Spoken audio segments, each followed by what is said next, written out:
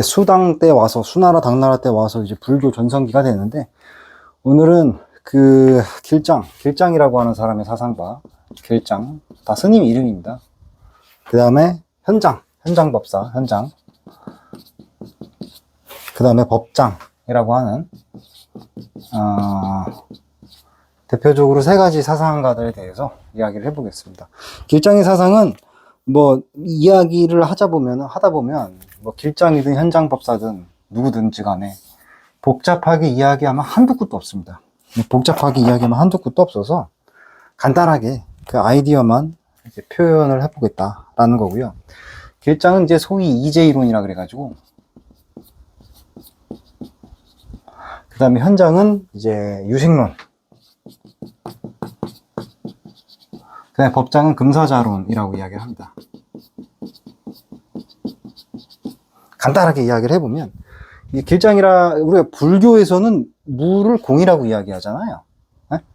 불교에서는 무를, 이게 무라고 하면 없다라는 뜻으로 우리가 들리니까, 요 비슷한 뜻으로 우리가 뭐라고 그러냐면, 이제 공을 씁니다. 공이라고 하는 개념을 쓰거든요. 공이라고 하는 개념을 쓰고, 현상세계에서, 현상세계의 우리의 모든 사물이라든지, 아와 비와의 구별이라든지 이런 것들이 유에서 유와 무와의 어떤 대립관계를 처음엔 파악을 한다는 거예요. 그러다가 여기서 말하는 이제 무는 현상적으로 봤을 때 이 유와 무는 모두 다 현상의 개념, 시간과 공간을 점유하는 차원에 있어서의 유와 무거든요.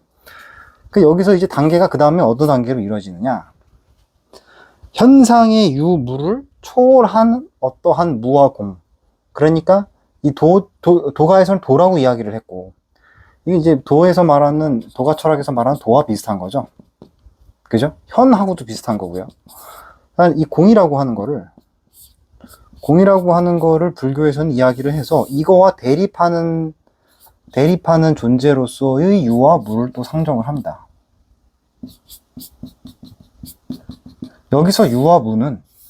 여기서의 말하는 유와 무가 그대로 내려온 거예요. 다만 현상에 있어서의 유와 무를 실제 세계, 사물에, 이게 재범무화할 때 법식을 말합니다. 법의 법식의 세계인데, 그러니까 용어가 다를 뿐이에요.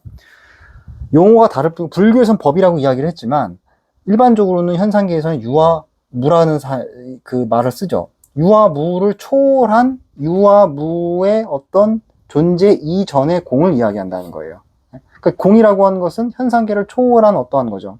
근데 문제는 뭐냐면은, 이런 인식 단계에 이르게 되면 이 공이라고 하는 것 또한 어떠한 실체가 되잖아요. 그러니까 사실은 공이라고 하는 것은 실체 없음을 표현하는 건데 이게 실체가 생겨버리잖아요. 그죠? 유와 무와 현상계를 초월한 어떤 존재로서의 실체가 상정돼 버리니까 또 오해가 생기는 거예요. 또 오해가. 그래서 유무에서 한 단계 초월을 했는데 또 이 외부에 있는 공 자체를 사람들이 실제 존재하는 공으로 생각을 하다 보니까 이 집착이 생기더라. 그래서 여기서 말하는 이 공이라고 하는 거를 이 공이라고 하는 거를 현상에 있어서의 유와 무로 볼 수 없지만 그렇다고 해서 현상에 있는 유와 무가 아니라고 이야기할 수도 없다라는 단계로 이어지는 거죠. 그러니까 여기가 1단계고, 요 2단계가 이렇게 되고, 그 다음에 요렇게 인식이, 이 수준이 바뀐다. 이게 이제 길장의 이재이론이라고 하는 건데, 그러니까 이런 거예요. 이거는 이거 복잡한 내용이 아니고, 결국 이거는 일원론이냐, 이원론이냐의 차이예요. 현상이 있어서의 유와 무와의 대립이잖아요. 자타의 어떤 구별에서, 자타를 초월한 어떠한 공이라고 하는 것, 이걸 도라고 얘기해도 되고, 현이라도 이야기해도 되는데, 현상을 초월한 어떠한 존재가 있다. 이원론이 되는 거죠, 이원론. 이원론인데 이것이 오해가 생기니까 이 실체, 현상을 초월한 이 공이라고 하는 걸 또 절대화하니까 오해가 생기니까 공 그 자체가 유무는 아니지만 공 그 자체가 유무가 아니라고 이야기할 수도 없다. 애매하게 빠져나가는 거죠. 애매하게 이야기를 해요. 근데 애매하게 이야기할 수밖에 없어요. 왜냐면 여기서 말하는 공이라고 하는 것은 우리가 살고 있는 이 현상의 언어로 포섭할 수는 없는 거거든요. 그쵸? 그러니까 도를 도라고 말하면 도가 아닌 것처럼 유와 무를 초월한 공이라고 하는 것을 유와 무가 포함되어 있는 현상계의 언어로 포착할 수는 없는 거예요. 그러나 그렇다고 해서 꼭 아니라고 이야기할 수도 없다라는 거죠. 그래가지고 요것이 여기 이런 논. 그래서 이 논의는 이미 유가라든지 도가 철학에서 우리가 수없이 많이 했던 논의입니다. 많이 했던 논의인데 요거 이제 불교의 용어가 들어와서 표현이 된 거죠.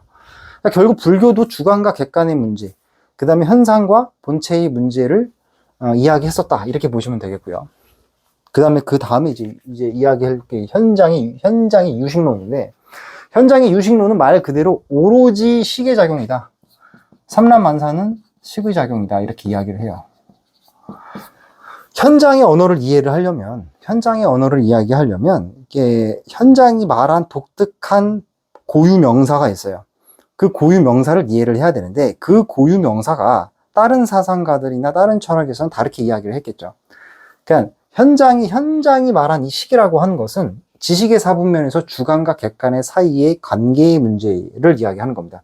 우리가 주관과 객관에 있어서 주관과 객관을 이야기할 때 주객식작할 때 주관과 객관의 관계를 제가 이따 이야기했었잖아요. 그 차원이거든요. 그래서 현장은 뭐라고 이야기를 하느냐?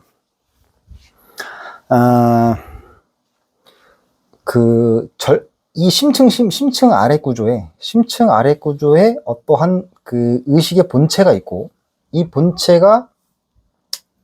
이거를 제가 편의상 우주심이라고 이야기를 할게요.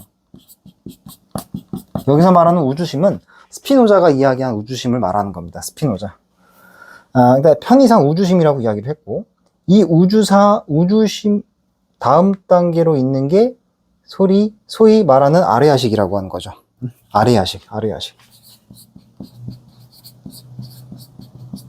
아레야식이라는 것이 있고, 이 아레야식 다음 단계에 말라식이 있고,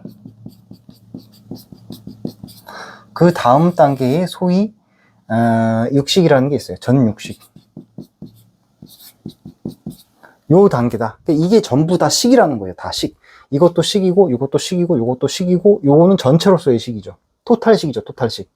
그러니까 모든 건 식의 작용이다라고 할 때 여기서 말하는 전육식은 뭐냐면, 이거는 인간의 의식과 오감을 이야기하는 거예요. 이 인간의 오감, 인간이 안이비설신 오감이 있고 그 오감을 종합하는 의식으로서 이 식이 또 있다. 이게 전체 육식인데, 이 육식은 말라식으로부터 도래한다는 거예요. 말라식이라고 하는 건 뭐냐면 아식이에요. 아식. 에고예요. 에고. 그러니까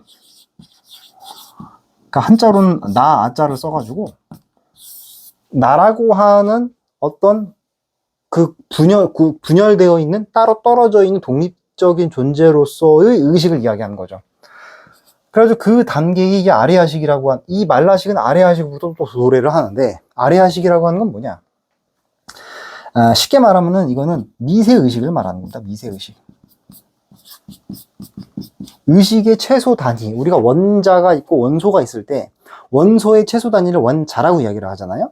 그러니까 의식의 최소 단위다 라고 이야기를 하면 되겠어요. 그 다음에 이제 우주심은 이제 현장법사의 말은 아니고 제가 갖다 붙인 거고, 그래가지고 삼라만상은 다 이 식의 작용이다. 그래서 이게 6개잖아요. 6, 7, 8이잖아요. 그 전부 다 8가지의 식의 작용에 의해서 삼라만상은 이루어진다. 그런데 그 식이라고 하는 것이 결국에는 뭐예요? 실체가 있는 거예요? 없는 거예요? 고정되어 있는 실체는 있지 않은 거죠. 전부 다 우주심의 한 부분으로서 터져 나온 거죠. 그래서 요걸 이제 표현을 할 때 어떻게 표현을 할 수 있냐면, 잠잠한 바다가 있고, 잠잠한 해수면이 있고, 이게 물결이 착 쳐가지고 물방울이 이렇게 딱 만들어지잖아요. 제가 가정을 해보는 겁니다. 물방울이 이렇게 만들어지면 이 물방울 하나하나가 전부가 다 뭐예요? 식인 거죠. 이것이 다 식인 거죠. 그래가지고 이 식이 사실은 이 식이 원래 근저에 있는 이 세상의 본질과 본체와 분리되어 있지 않은 건데, 자기가 분리가 되어 있다고 생각하는 그거를 이제 말라식이라고 이야기를 한 거죠.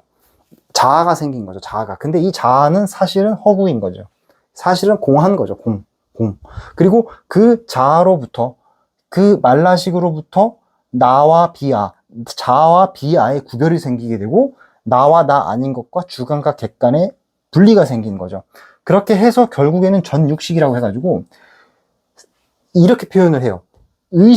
전육식에 의해서 삼라만상을 다 드러내게 된다는 거죠. 나의 의식으로 인해서 객관과 주관이 다 시계작용이라는 거예요. 그러니까는 여기서 우리가 현장법사의 유식론을 이야기할 때 아주 중요하게 생각해야 될 게, 우리가 지식의 사분면에서 제가 주객식작 이야기했잖아요. 주객식작을 이야기했는데, 이거 생각보다 유식론이 좀 오래 걸리는데, 자, 주관을 탐구를 해서 세상의 본질을 이해해보고자 했었던 사람이 누구예요? 유가사상이었죠. 객관을 통해서 세상의 진리를 이해해보고자 했었던 사람들이 누구예요? 도가사상가였죠. 그러면 주관과 객관의 사이의 관계에 있어서, 주관이 객관을 인식하는 그 방법과 관계에 있어서 우리가 인식이 있다고 이야기했잖아요. 이 인식을 통해서 세상의 진리를 파악해보고자 했었던 사람들이 뭐다? 결국 불교다라는 거죠. 불교. 그러니까 유불선 할 때 결국 그런 거예요. 우리가 산의 정상을 갈 때, 우리가 한라산 백록담에 가려고 할 때 그 백록담에 가는 길은 여러 가지가 있지만 결국 목적지는 백록담이죠. 결국 표현하고자 하는 거는 하나예요. 근데 그거를 표현해내는 방식이, 유가는 주관으로부터 시작을 한 거고, 도가는 객관으로부터 시작을 한 거고, 불교는 이 식이라고 하는 것, 관계, 인식으로부터 주관과 객관의 사이 관계로부터 시작을 한 거죠. 그러니까 결국에 이런 것들을 통해서 이 현장의 유식론도 결국에는 뭐예요? 삼라만상이라고 하는 것이 고정된 실체가 없고, 나라고 하는 것도 고정되어 있지 않고, 내가 만들어낸 그 어떤 대상이라고 하는 것도 고정되어 있지 않다라고 하는 것, 그것이 모두가 다 우주의 일부일 뿐이다라고 이야기를 하잖아요. 그러니까 결국에는 불교도 용어를 다르게 표현할 뿐이지 궁극적으로 표현하고자 하는 진리의 본 모습은 비슷하죠. 그러니까 진리로 향하는 그 풍경은 다르지만, 유가와 도가와 불교가 진리로 향해 나가는 과정에 있어서의 중간중간의 풍경은 다르지만 결국 도달해 보니 목적지는 다 하나를 이야기하고 있다는 거예요. 길장의 이제 이론도 마찬가지예요. 길장의 이제 이론의 핵심이 뭐예요? 현상에 있어서의 유와 무를 초월한 공이라고 하는 것이 있는데, 이 공이라고 하는 것이 현상을 초월해 존재하는 것이 아니다. 공 즉 시색, 색 즉 시공이라고 이야기를 하잖아요. 공이 곧 색이고 색이 곧 공이다 라고 이야기를 하잖아요. 그리고 그 색이라고 하는 것 안에 유와 무가 또 있는 거잖아요. 그렇죠? 이것이 영원히 프랙탈 법칙처럼 반복되는 거잖아요.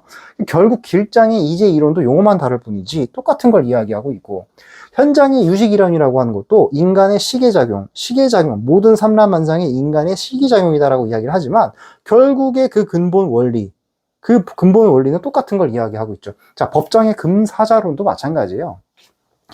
이게 뭐냐면, 금이 있고 골드가 있고, 이거 무슨 얘기냐면 별거 아닙니다. 이거는 골드가 이제 금사자상을 만들잖아요.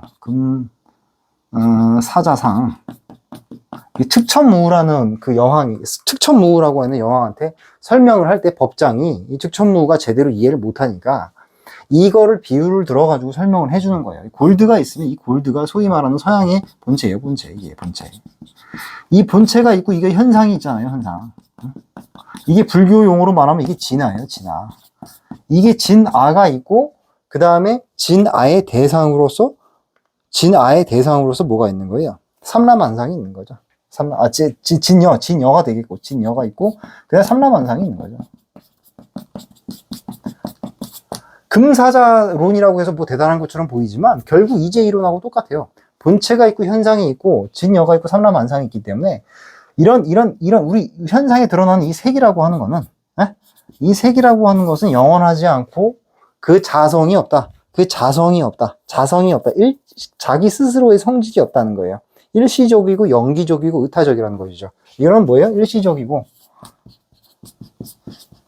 연기적이고 의타적이다. 의타적이라고 하는 게 뭐냐? 무언가에 대비돼서 자신의 존재가 드러날 수밖에 없는 존재다라는 거죠. 의타적이라고 하는 것은 결국에는 이항적 대립구조를 이야기하는 거죠. 그렇죠? 그래가지고 결국에는 이제 여기서도 알 수 있는 건 뭐냐면은, 결국에는 금사자론에서도 뭐예요? 본체와 현상과의 관계를 이야기했고, 우리 눈앞에 드러난 현상이라고 하는 것은 일시적이고 연기적이고 의타적이다.